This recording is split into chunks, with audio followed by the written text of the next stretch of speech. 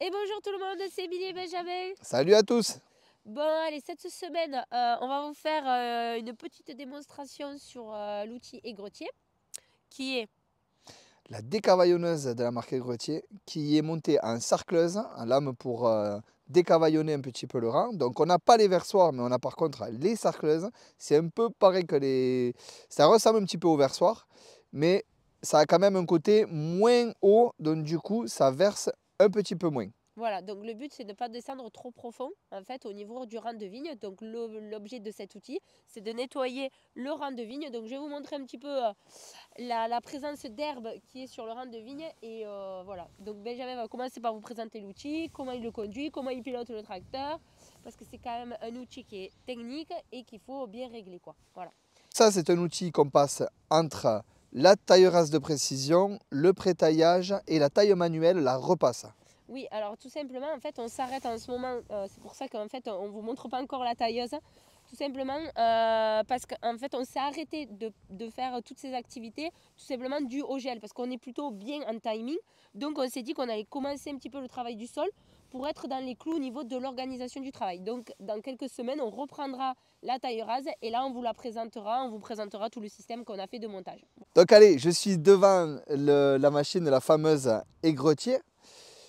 Donc, elle est équipée de lame sarcleuse, comme je vous disais, avec les cure-cep en arrière montés sur ressort. La sarcleuse coupe les herbes et prend la terre et la verse un petit peu sur le côté. Et vous avez vu, elle n'est pas très haute, donc elle nous permet de ne pas aller trop profond. Et lui, derrière, il nettoie autour du pied. Il va avoir une action, comme vous pouvez le voir, de rejet. Il va enlever l'herbe et la terre qui se trouve vraiment autour du pied. Il va lécher le pied. Devant ici, un pare-cep pour protéger, pour ne pas heurter les ceps de vigne, bien sûr. Ce pare-cep, lui, voilà, va permettre d'ouvrir et de fermer le col de cygne en convenance par rapport à l'endroit où se trouve la souche. Ici, il y a un système de recentrage. Ce cadre peut s'ouvrir autant de droite que de gauche, différemment d'un côté et de l'autre. Et un système de recentrage. Donc si la personne qui conduit va un petit peu trop à droite ou un petit peu à gauche, et bien le cadre se recentre en fonction des coups de volant, en fonction du positionnement du tracteur dans le rang de vigne. Ici, il y a un boîtier hydraulique.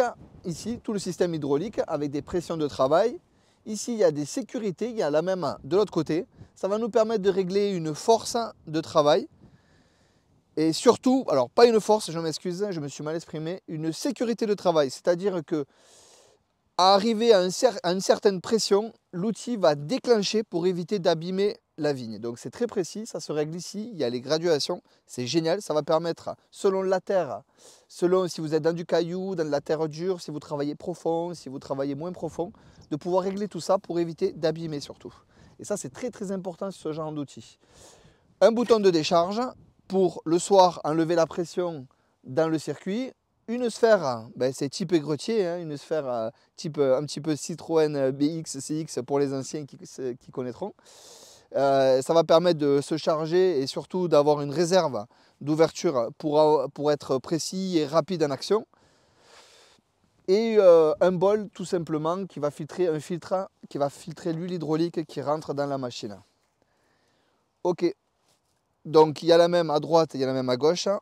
Ce qu'il y a de génial sur cet outil, c'est qu'elle travaille autant en ouverture et qu'autant en fermeture. Donc elle a une facilité de pénétration dans le sol qui est importante. Et surtout de recul, elle a une force de recul pour se replier quand il le faut. C'est un outil qu'on passe à peu près à entre 2 km/h quand c'est très compliqué au niveau du dévers, jusqu'à 3,5-4 km/h sans problème. Parenthèse, j'ai oublié de vous montrer qu'il y avait des roues de jauge, des roues de terrage qui vont permettre à l'outil d'être vraiment, de suivre le sol parfaitement. Grâce à ça, elles sont bien sûr hydrauliques et réglables en cabine, l'une et l'autre indépendamment ou en même temps si on le désire. Allez, j'ai fait le tour. Hein. Donc, ah oui, alors celle-là, c'est un outil qui peut autant travailler dans du 2 mètres comme dans du 3 mètres. Voilà, de plantation, largeur, plantation. Et nous, on est en 2,50. Et nous, on est en 2,50 m. Mais ça, je pense que vous l'avez compris et vous le savez. Allez, go.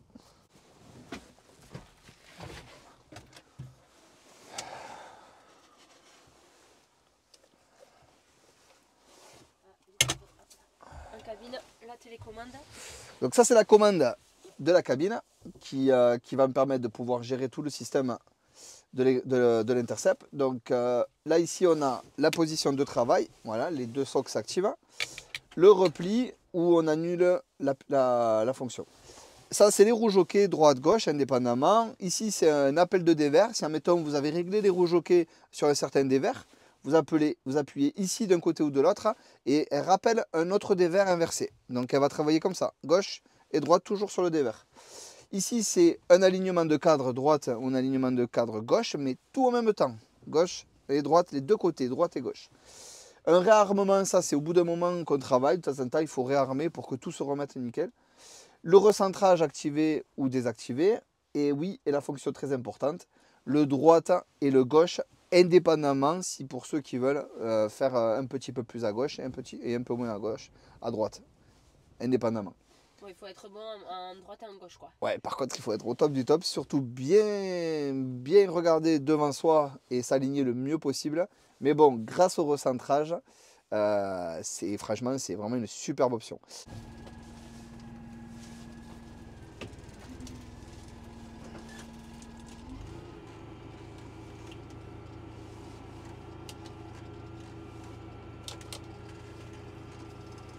Donc là, allez, là je viens d'activer l'hydraulique. Donc on a besoin à peu près de 20 litres minute au niveau de la pression hydraulique. Donc là j'ai un dévers inversé. Donc là on va le régler de façon à que ça se lève ou que ça se baisse. Alors voilà. Hop. Donc, je recentre mon cadre parce qu'on ne travaillait pas dans cette vigne. C'est Alexandre qui travaillait et on était dans une autre vigne. Là on a voulu se rapprocher un petit peu du domaine avec Émilie pour vous faire la vidéo. Voilà. Donc là on est dans un vieux cinceau, une parcelle. C'est parti, je suis pas trop mal réglé, je suis pas trop mal centré. Je vais baisser mon droite et lever mon gauche. Allez c'est parti. Je me mets au régulateur de vitesse à 2 km/h pour commencer et on va voir comment ça se passe. Allez à droite on baisse un petit peu. Voilà, ça se passe pas trop mal. On est un peu profond sur le côté gauche, mais c'est joli quand même. Ça fait un travail quand même très propre. Au niveau largeur de travail, on est pas mal, ça croise. Je pense que ça croise suffisamment. J'ai pas activé le recentrage. Je vais activer le recentrage parce qu'en vous parlant et en regardant derrière, je peux faire des erreurs. Allez, donc là on avance. Hop, on lève un petit peu à droite. Il y a un petit peu des verres. Donc vous voyez, c'est une machine où on n'a pas trop le droit de bader les mouches parce que sinon on a vite fait d'abîmer. Il faut juste se concentrer et regarder en permanence dans les rétros ou derrière soi. Après, il y a des sécurités maintenant, donc on est tranquille. Hein. On travaille quand même en sécurité. Alors là, on est dans une pointe, donc il y a le goutte à goutte qui est présent. Donc on va essayer de ne pas abîmer la sortie de rang. Allez, je règle mon régulateur de vitesse. Tac, tac, tac. Ah mais non, mais j'ai deux. Hop. Je vais sur la seconde position du régule. Je baisse un petit peu à droite, à gauche. Allez, j'active mes deux socks. Hop, le recentrage est activé. Allez, c'est parti. On roule un peu plus fort. Donc là, je suis à 3 km/h.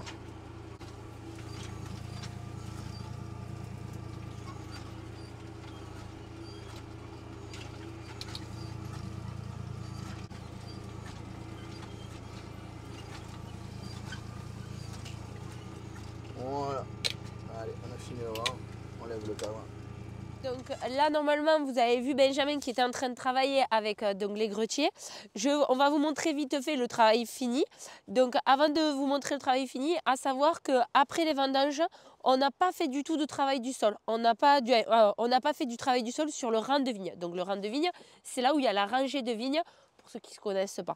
Donc le cavaillon, oui, si tu veux, mais bon, voilà. Le rang de vigne, on n'a fait aucune intervention parce que on l'avait testé l'année dernière où au mois d'octobre, on avait passé l'ancien égretier avant d'avoir la nouvelle. Et honnêtement, on a rechaussé qui était à peu près au mois de mars. Et en fait, même en gardant le travail du sol, on s'est rendu compte qu'on n'avait pas réussi à tenir 100% propre. Par contre, les vignes où on avait passé les gretiers à partir du mois de janvier-février, Là, par contre, pour le coup, elles sont restées propres beaucoup plus longtemps. Après, ça reste logique, hein. Elles sont restées propres beaucoup plus longtemps. On a eu besoin de rechausser à partir du mois de mars à avril. On a remis donc rechausser, c'est-à-dire remettre de la terre, puisque là, on en enlève, de remettre la terre sur le rang de vigne. Et franchement, on a passé un coup de lame pendant la saison. Et ces vignes-là, et de temps en temps, on a passé les disques et moteurs, mais en fait, on a réussi à tenir super propre. Donc on s'est dit cette année, on n'y touche pas au mois d'octobre, ça fait des économies de GNR pour pas mentir, et on le fera au mois de janvier-février. Donc voilà, c'est pour ça qu'on commence que maintenant à faire à travailler. Donc voilà, là Benjamin il est passé, il est intervenu. Donc là vous pouvez voir, il y a un peu de tout, il y a du géranium, il y a un peu de merde, attends, ça c'est du chien-dent. Voilà, merci, pardon, j'ai bloqué. C'est du chien-dent où en fait tout a été arraché, il ne l'a pas tiré du tout Benjamin. Il y a un peu de fausse roquette, il y a un peu de tout. Il y a du sorgho aussi dans cette vigne-là, comme dans pas mal de nos parcelles malheureusement. Donc comme vous pouvez le voir, le travail il est quand même super bien fait. Bah, de toute façon c'est pour ça qu'on continue à passer les grutiers honnêtement. Voilà. Donc voilà, donc honnêtement c'est un travail qui est quand même assez long parce qu'on ne roule pas très vite comme vous le disiez Benjamin, même si malgré tout il arrive quand même à rouler assez vite parce que ça fait quand même quelques années qu'on travaille le rang de vigne aussi. Voilà, on est plutôt satisfait de cette machine, même on en est extrêmement satisfaite. Parce que cette année, pour pas mentir, on avait une grosse problématique jusqu'à présent des rigirons. Donc les rigirons, c'est une plante qui monte. Alors pour l'instant, c'est vrai que je n'en ai pas trouvé, mais normalement, elle est en forme de rosette, normalement, en rosette. Et ensuite, elle monte et ça fait des graines. Et quand on vendange, la machine à vendanger, quand elle passe, quand elle récupère ces petites graines-là, ça donne des goûts très désagréables dans les veines. Donc il en est hors de question de les avoir. Et pour pas vous mentir, l'année 2021, la vendange 2021, avant les vendanges, on s'amusait à les enlever à la main, tellement qu'on s'est laissé gagner, ça a été une catastrophe. Et cette année, vendange 2022, on n'en a pas enlevé une seule à la main. Donc voilà.